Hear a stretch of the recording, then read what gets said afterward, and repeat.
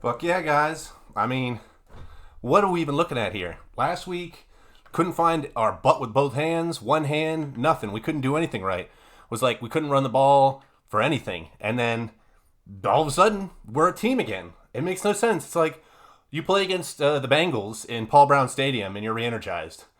A little history for people who don't know. The Browns are the Browns because of Paul Brown. Then Paul Brown ended up getting kicked out, having to go to Cincinnati, start a new team. That's why they call it Paul Brown Stadium. So we were playing in Paul Brown Stadium, and all of a sudden we became the Browns again. Is that the magic? Do we just need to move out of Cleveland and go to Cincinnati? I don't want to do that. I mean, Cincinnati's okay, but I'm not a giant fan of Cincinnati. But the thing is, that game was impressive.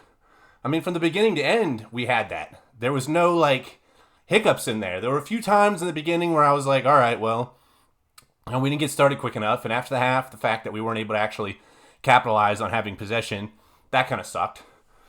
But damn, I mean, the defense was just there. They were doing everything they needed to do. Most adorable thing in the NFL, I hope this is like an ESPY award, when they decided 20 minutes later that it was a roughing the passer call. And then at the end, when that guy just, basically, I think it was Peoples-Jones, basically gets his head exploded like one of those sock and bopper dolls where you get popped in the head and your head shoots off. Basically, that happened. And they were like, wait, let's take a second here. That's not a penalty, obviously, because, knocking someone's head off's okay. But we do want him out because that's going to hurt the Browns a little bit. So let's get him in concussion protocol. I mean, I don't want to sit here and go, oh, well, look at all this conspiracy and stuff. But, I mean, what the hell, people? Like, how is it possible that we have these, weird calls pop up that you've never even seen before? Even Tony Romo, who, by the way, is getting a little more annoying as time goes on, was sitting there like, oh, I don't get this. And everybody else was like, what? But no, it wasn't even New York. It was just like a couple people sat around and they were like, you know what? I think actually you're right. You've talked me into it. And that's really not how refereeing should be. That's not how it should be. Just because a senior guy on the team is like, oh, I think that happened. Yeah. But whatever, my boy Andy Schwartz caught a pass. People were saying that he's going to somehow be this new great receiver because all of a sudden Odell Beckham's gone, and thank God we can open the playbook up for him. No, let's not open the playbook up for him because he can do nothing once he catches the ball. Look at the yards after the catch. This guy's like this big, and he's running into anybody trying to move them around. It's not going to happen. I mean, I still don't know what he's going to do. And yeah, Baker was good today, and I mean that long pass that he hit down the middle, incredible. Some of these sideline things that were darts. I mean, this is like when Baker Mayfield is just possessed all of a sudden. It's almost like in order to get Baker Mayfield to play good anymore, you have to have everybody in the entire media just crap on him. His wife has to then get involved. And at that point, he's like, well, I can't come home with a loss looking stupid now that my wife's out there. I don't know. What is the secret sauce here, guys? Because it's crazy. Chubb could run now all of a sudden. And the weird thing is, we played against the Vikings, who had number one offense coming into it. We're playing against the Bengals, who I thought Joe Burrow was doing great things. I mean, they just curb stomped on people I think they beat Baltimore even. I mean, it's such a weird thing. I don't know what's going on. All of a sudden, the Broncos are out here, playing good against Dallas, who's a 6-1 team, but we just made them look stupid. I don't know anymore. There's no real comparisons in the NFL. This person does this on that day, this, that. It's like a random crapshoot. So who knows what's going to happen towards the end of the year here. But I think this is a great win.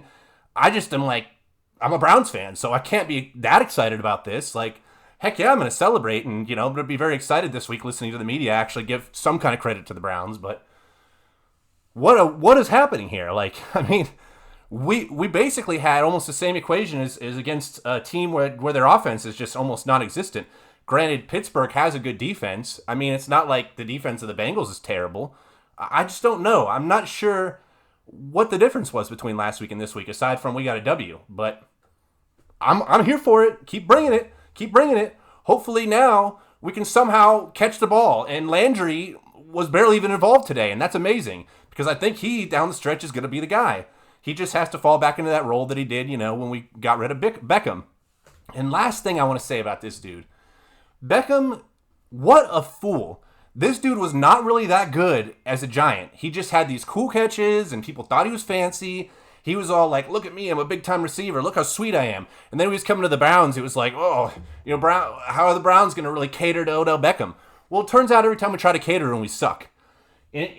For some reason, it took his idiot dad to say stupid stuff in order for him to actually get off the team. And good luck on waivers. Who the heck's going to want to pay $8 million for that little crybaby after he was injured?